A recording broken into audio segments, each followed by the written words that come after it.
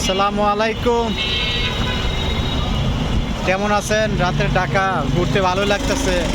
সারাদিন রোজা রেখে নামাজ পড়ে যদি একটু ঘুরতে পারুন চেষ্টা করে, অনেক ভালো লাগে।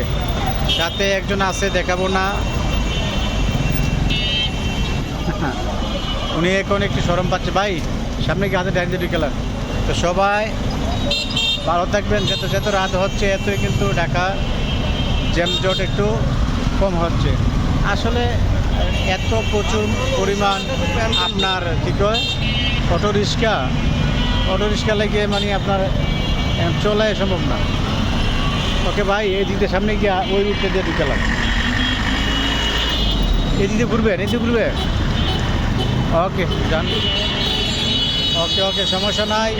সবাই ভালো থাকেন। শুধু লাইট আর লাইট আর লাইট, এত লাইটিং করছে ঢাকা এবার। ওকে, সবাই ভালো থাকবেন। খোদা হাফেজ।